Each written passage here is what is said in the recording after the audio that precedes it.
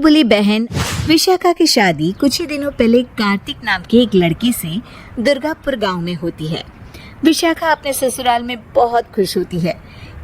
एक बार विशाखा उदास बैठी होती है तो उसकी सास उसे आकर पूछती है, अरे बहू, तू इतनी शांत क्यों बैठी है? क्या हुआ बेटा?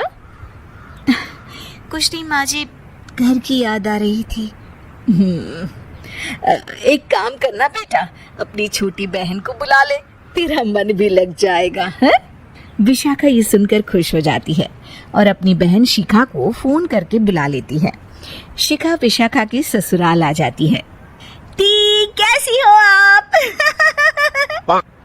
अरे आ गई तू, मैं तो एकदम ठीक हो गई। शिखा पूरे परिवार से मिलती है। नमस्ते जीजू, कैसे हो आप? अरे बढ़िया बढ़िया, तुम बताओ।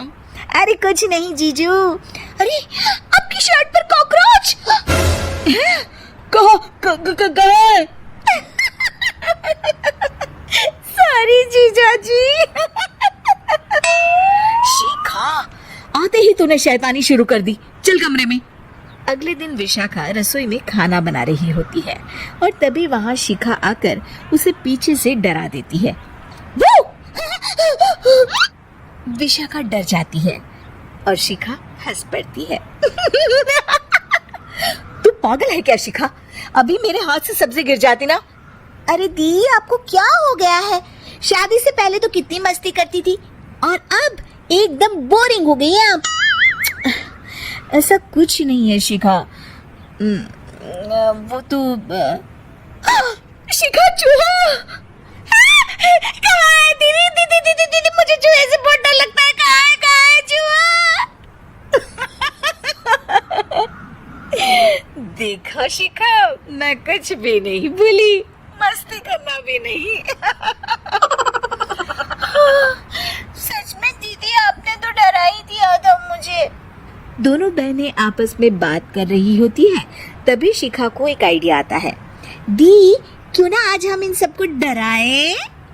नहीं शिखा, ये मेरा ससुराल है, यहाँ लोग मजाक में नहीं लेंगे तुम्हारी बात को। अरे दी, तुम भी ना कितना सोचती हो।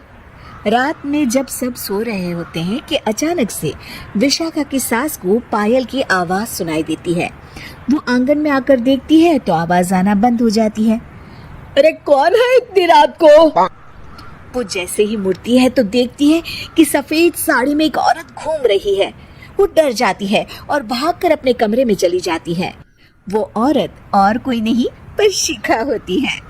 सास को डरा हुआ देख शिखा जोर जोर से हंसने लगती है।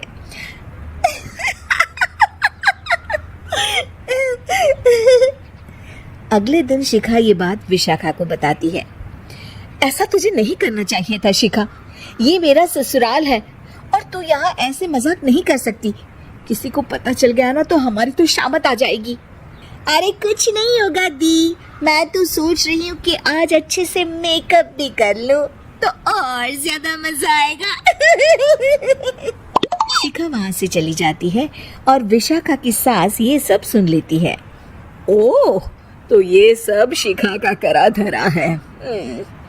रात में जब पूरा घर सो रहा होता है तो शिखा फिर से मेकअप करके आती है और पायल की आवाज फोन से बजाकर टहल रही होती है घर में। तभी उसके ससुर आ जाते हैं। शिखा जैसे ही उनको डराती है वो अचानक से गिर पड़ते हैं और बेहोश हो जाते हैं। शिखा ये देखकर डर जाती है। अरे अंकल जी, क्या हो गया आपको? दी, जीजू, जल्दी आओ। अंकल जी उठिए ना। सारे घर वाले वहां आ जाते हैं। अरे पापा, क्या हो गया आपको? क्या हुआ शिखा, ये बेहोश कैसे हो गए? अरे तूने डराया क्या इन्हें ये चुड़ैल जैसा मेकअप करके है? आंटी जी, मैं तो बस मजाक कर रही थी, मुझे नहीं पता था कि अंकल इतना ज्यादा शॉक्ड हो जाएंगे। तुझे पता है ये दिल के मरीज हैं। हे भगवान, इन्हें तो दिल का दौरा पड़ गया है। शिखा घबरा जाती है। क्या दिल का दौरा? तेरी वजह से आज इनकी ये हालत है। इन्हें कुछ भी हुआ ना तो तू जेल जाएगी, समझी? शिखा रोने लगती है। नहीं नहीं आंटी जी, ऐसा मत बोलिए, अंकल को कुछ नहीं होगा। तभी ससुर को छींक आने वाली होती है। वो छींक रोकने की कोशिश करते हैं, लेकिन फिर भी उन्हें छींक आ जाती है और उनकी आंख खुल जाती है। अंकल, आप ठीक तो है ना अंकल? ससुर और सास हंसने लगते हैं। क्यों बेटा, सिर्फ तुम्हें ही मजाक करना आता है क्या? है? तो क्या पापा बेहोश नहीं हुए थे? अरे नहीं नहीं, मैंने ही प्लान बनाया था ये। पर क्यों माँ? क्योंकि विशाखा को लगता है कि ये उसका ससुराल है, उन्हें ऐसी मजाक वाली बातें पसंद नहीं आएगी। पर उन्हें ये नहीं पता कि अगर ये दोनों बहनें शेर हैं तो हम भी सवा शेर हैं। ये तो बिल्कुल सही कहा आपने आंटी जी।